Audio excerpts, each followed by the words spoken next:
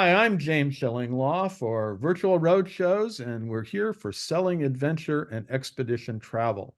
And we have a keynote interview today with the guy who knows all about this, uh, Shannon Stowell, who's the CEO of Adventure Travel Trade Association, or ATTA, as we call it.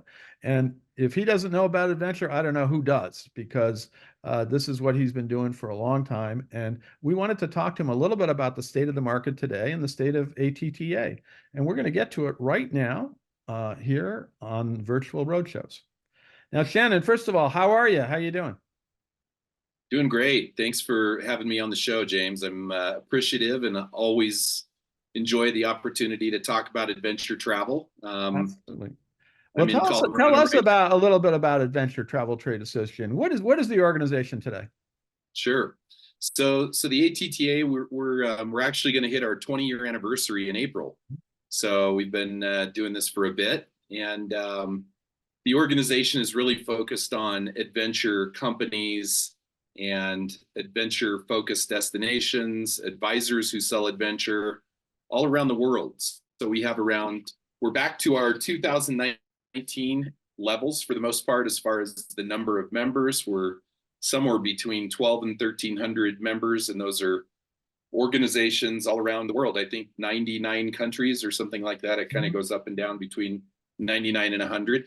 Mm-hmm. And we're really focused on all things culture, Mm-hmm. nature, and activity. That's how we define adventure travel. And so we do everything that we can to support the trade. And that comes in a lot of different ways. We're a convening event organization. So we put on events. We have 7 events around the world this year. Okay. And a couple more that may end up happening.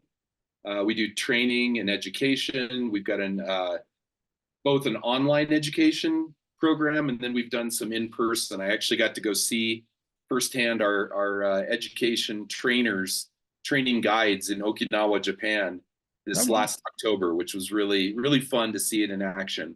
Well, I know you had one of your events last year in Japan, if I recall. That's right. We were in Hokkaido for our Adventure Travel World Summit, and it was fabulous. Fantastic. So let me drill down a little bit. So your members really are obviously small adventure operators up to sort of larger companies as well in terms of the actual tour operator division, right? That's right. Yeah, there's everything from small suppliers from all around the world to the big companies like Intrepid and Right. G Adventures and those sorts of companies as well. And then you have destination members as well, right? That's right. That's right. We work with everything from occasionally cities, but usually states, provinces, and countries. Well, I do know that my good friends at Switzerland Tourism have hosted you, and they work very closely with you. And I know that's, of course, it's a great country for adventure travel. And then, of course, the final one I would ask you, and now I believe travel advisors can be members as well, right? That's right. Yes, and we do quite a bit of work with travel leaders, but Okay. we don't exclude any of the consortia, any independent contractor. Yes, travel advisors who are interested in adventure are absolutely welcome to be a part of the ATTA. And do they have any qualifications that they need to show? I mean, that this is clearly that if they want to be part of your organization, you're assuming they're interested in selling more adventure travel. That's right. Yeah, we don't require anything per se. One of the things we do have is a value statement for some basic, agreement about how we treat other people, how we treat the environment. But other than that, it's really more of a self-selecting situation where if somebody's interested in learning more, we have everything from free membership to full business membership, and that's really an effort on our part to say everybody's welcome. We want adventure to be very accessible, not only to the trade, but to travelers as well. Now, you mentioned you do education and training, so advisors can avail themselves of what kind of training do you offer for someone who wants to get in and learn how to sell more adventure travel? So I'll be honest, James, we are working on revamping our program. We wrote a training program years and years ago that we have just taken a look at again post-COVID and have decided we need to revamp it. So stay tuned on that. Okay. but that's going to be coming down the alley here soon. Mhm. But then we have a lot of other resources like research reports, because in a lot of cases, people just need to understand it better, know what Mhm. the trends are, where things are going, which destinations are on the rise, and which ones are declining a bit because of whatever it might be, geopolitical issues or whatever it might be. Um, so really, there's a lot of free resources on the site that Mhm. anyone that is looking at becoming more educated about adventure travel. But then our goal is within the next bit of time here is to have some advisor specific training materials. Well, I know early on in your organization, people were interested in adventure travel, but a lot of your members were smaller operators that might not have worked with travel advisors before, that might not be paying commission or at least set up some deal where they could make money selling them. But I think that's changed, is my impression. Tell me if I'm correct. No, I think you're right, and it's also a constant education, right? Both directions to help advisors understand how these smaller operators work, and then help the smaller operators understand that it is a real opportunity for them Mhm. to connect with the right sellers. So uh, that is definitely an ongoing, because adventure travel is definitely more, in many cases, not always, is more complex Mhm. than selling, say, Disney vacations or cruise or resorts. There are a lot more moving pieces. No, So absolutely, absolutely, and in fact, there's a lot to do within any planned adventure trip because generally you're going to uh, maybe far-flung destinations, destinations that are, it takes some doing. What might be some activity like hiking, biking, really doing active vacations, which actually gels with the trend. I was going to ask mhm. you, you know, it suddenly seems, at least we were talking about before the interview, about the pandemic and post-pandemic, have you seen an increase in interest in adventure travel? Absolutely. We could feel it coming during the pandemic. I mean, that Right. didn't help anybody much during the pandemic to know that there was pent up demand, other than to be sort of a beacon of hope on the other side. Hmm. Uh, but we're seeing we don't have the data yet. We're actually in the process of doing a study Hmm. in the very near future. The last study we did was 2017, and so we benchmark off of that. We were getting ready to do it again in 2020, and we all Okay. know what happened. But in 2017, we did a study that with a couple of different organizations and found that the market for adventure travel was about 683 billion, Wow. and and we had no insight into Asia outbound. Right. So it didn't even include Asia outbound. That was just everywhere but Asia. And so with the increase and with the study that we hope to do in the very near future, we're talking to a couple of different potential funding partners right now. Um, I'm pretty confident that it's going to come in close to the $1 trillion mark. I, I, I, I'm really not surprised.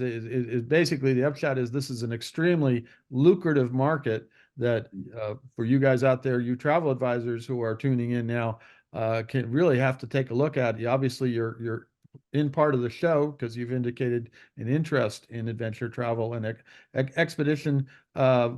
Cruising also has been booming at the same Booming. time. In 2020. One, I did 3 cruises to Antarctica. Wow. I Three. know, yeah, Oh, oh, not quite in a row, but I did 3 different lines. People always ask me, like, why did you do three? Well, we had companies we wanted to cover, and I was just the one who got to go, so I did 3 great ones. And people also ask me, which did you like better? I said they're all different, they're all great. There are some commonalities about what you experience and the teams, the expedition teams you go with, but it was just a marvelous opportunity. But I did get my fill of penguins in 21. I got to tell you, they're wonderful, and you can watch them for hours. But that's the kind of thing where post-pandemic expedition travel and adventure, because those are things that are outside. You're not indoors. You're not in a hotel room or in a cruise cabin. You're in a cruise cabin there, but you're mostly outside and enjoying nature and yeah. wildlife. And Yeah. I think that's very appealing to a lot of people now. It is, and it dovetails really nicely with the other trend of an increased interest in sustainability.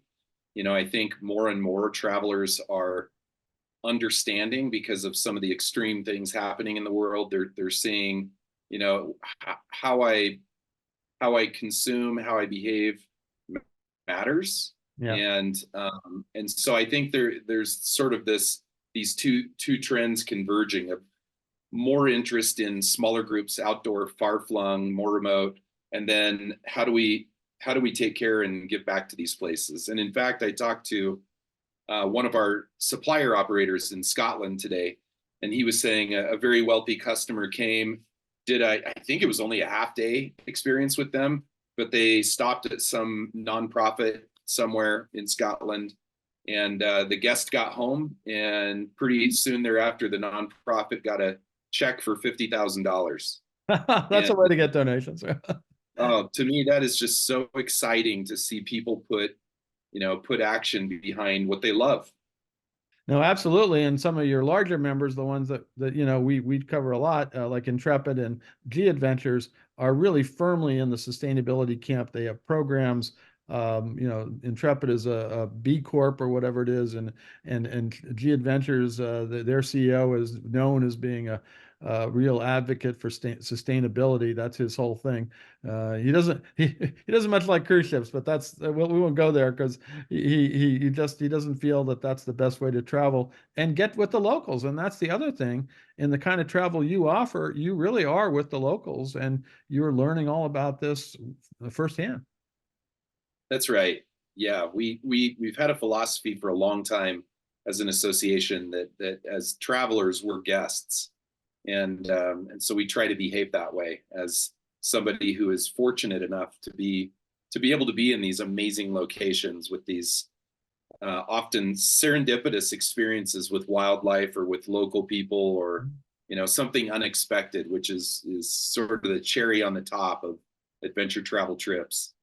And then, of course, you do have these events we talked about. And what are your events upcoming this year? Because I know you're going to some interesting places, and they're not always as far flung as you'd like to think. I know there's one coming up in Asheville, North Carolina.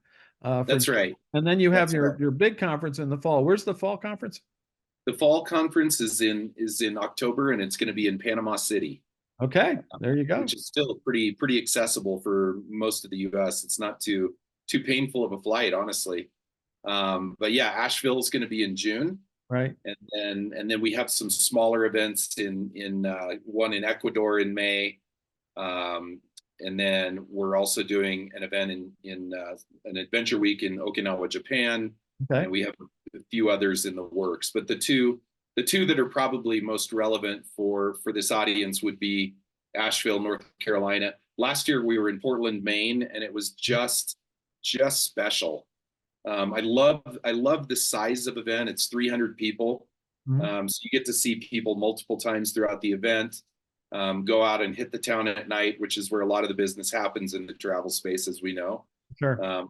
over the bar or at a restaurant. And so this year we'll be in Asheville, and we're really looking forward to that. They've been incredible partners. No, and that's a great, you get out of Asheville and you're in the forest, you're out there in the woods. It's an amazing city. And then of course Panama, you can't go wrong there. Once you're out, and Panama City has become an incredible hub, but I'm sure you're going to get out and about outside of it into the other areas and the rural areas of Panama. And of course, see the Panama Canal, things like that. There's a lot going on down there. So you really go to interesting places with these events, and it helps, I think, acquaint travel advisors and, of course, a lot of your members with the possibilities that you can work with these different partners. Absolutely, and we'll be in Europe this year too in May, in Okay. Kitzbühel in Austria. Oh, wow. So Okay. Hopefully a little past ski season, but who knows? Maybe you get some spring skiing and we'll see what happens there. yeah, Now, I don't think we'll be doing any skiing, but we'll experience the other season. absolutely. And I've been in Kitzbühel before. I've never skied there, but it's gorgeous. Austria in general, I just love. So now, Absolutely. anything else you want to tell our travel advisors that are attending about ATTA and the growth of the adventure travel segment? I would just say if it's interesting to you, if you're, we like to joke, if you're adventure curious, check us out. We have all sorts of resources that we can offer. There's events you can come to and get to know the community. Mhm. We are very community focused, but it's also very welcoming. I always hear this over and over for first timers to our events. They say, I was a first timer this year, and I couldn't believe how welcoming and kind everybody was, Mhm. even though I didn't know anybody, or I only knew a couple of people. Sure. So I would just say we welcome anybody who's interested in adventure travel, and we do the best we can to help you in your journey to find your space there.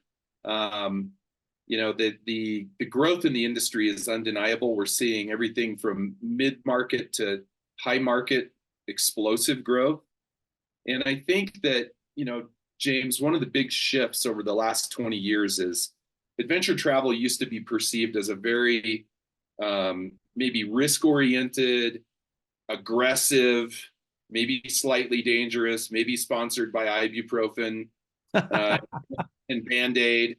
And it really, over the last 20 years, culture has become, I would say, I'm going to say probably the most important part of it, because, well, a little story from me about Jordan. Okay. My very first trip to Jordan, I did a trip through the Dana Preserve, and I was with a Jordanian guide and a group, and we were walking down this incredible wadi. And he said, "Have you ever seen mountains more beautiful?" And I said, "Well, I'm from Colorado, so I have great mountains, but you know what I never have done? I've never sat in a tent with a Bedouin Okay. and drank tea and talked." And so for me, yeah, the hiking was an important part of the trip, to see the nature, to get some exercise, to be out in the wild places. But the part that's burned into my brain is sitting in that tent and having tea, and then sitting in another tent later and learning about different coffee culture traditions, which are mind blowing and go very deep into the society in Jordan. And so we always say that people and culture are truly the most important part. Everything else matters, but it's about the people. No, I totally agree. And I was lucky to be enough to be introduced to Jordan. I think it was on a Tourism Cares trip years ago. And Malia Asfour, who you know, I uh, know very well. She's and we're wonderful. both, she's a good friend, and she'd been trying to get me to go to Jordan for 10 years. She says it's Mm. more than just Petra. And so I was lucky enough to go on the Tourism Cares trip, and she showed me it was more than Petra and a whole lot more. And that we did a lot of sustainable stuff. We did a lot of local attractions and worked with a lot of local operators. And out of that trip, I do know of several major operators that put in, for example, the Travel Corporation put in their Make Travel Matters, which Yep. is a series of programs that really connects with the locals. And they have put those in almost every single brand that they have now. And that was because Brett Tolman was on that tourism cares trip. So I'm sure that same thing happens when you go with people and you get people inspired. I'm headed to Jordan in about 3 weeks, and can't wait to go. And it'll probably be my eighth or ninth time there. It truly is a special destination. It is very much so, and I've been lucky enough to go a couple of times. But the last time we did do the Bedouin tent, a little cold, in the mornings, but that's okay. A brilliant moonlight walking in the night. I remember having to go to the bathroom in the middle of the night and walking and thinking, "Is this how Lawrence Arabia did it?" I'm not sure, but it was Yeah, an amazing experience, and we got to meet all these amazing people. People, refugees from Syria who had set up little cafes and stores and it mhm. just was an amazing experience. And it's one of those trips. And this is the thing, when you do an adventure travel trip, these are experiences you're going to remember for a long time. Absolutely. Are you familiar with the concept of type two fun? No, I'm not. So type one fun is probably what you would imagine. You have a great experience on a ship or at a beach resort or whatever it might be. Not super particularly, there's nothing burning in your memory. It was just like, yeah, that was a great time. It was beautiful. The food and drink were great. Type two fun is, you totally triggered me when you said it was cold and I had to go out and use the bathroom at night. And I thought, this is type 2 fun, where parts of it are actually not terribly fun, but later you're like, wow, wow, I did that. It was this incredible, and it pushed me. It hit my boundaries a little Oh bit. yeah. Climbing mountains is type 2 fun. When you're doing it, you're wondering, why in the world am I doing this? But that's the story you tell forever.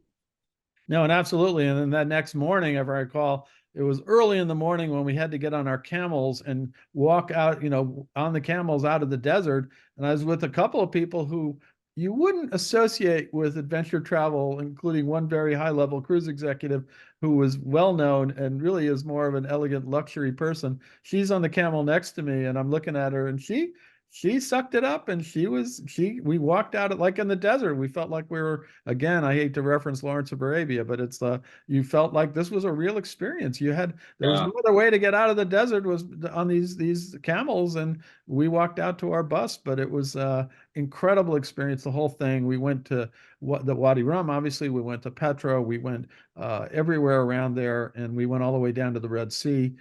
It was an amazing experience. And so hats off to Malia. And I know it got you going, and now you're going back and back again. And I think you're going to discover destinations like that with ATTA if you affiliate with them and understand what they do. So that sounds like a great opportunity. Now, where can travel advisors go to get more information? What's your website and all that? Yeah, I would say go to our main website, which is adventuretravel.biz, biz. Okay. And that's the starting point. And there's places to contact us in there if you find yourself a little lost. We do have a lot of resources, so don't hesitate to reach out to us. Fantastic. So you get yourself started, but you can also, this is obviously the virtual road shows for adventure travel and expedition travel. So you can go down, and I believe that ATTA has a booth Yep. with us, and you can go down to their booth now and during the course of this week and visit. You can see this interview as many times as you want. You can come back and watch us. So you'll learn a lot more about adventure travel just through this show. Shannon, I want to thank you for taking the time to talk with us. It's always great to catch up with you and find out what's going on with adventure travel today. Thanks, James. It's always an honor and a pleasure both. And I wish everybody a great show. I'm James Shellinglaw for Virtual Roadshows, Selling Adventure, and Expedition Travel.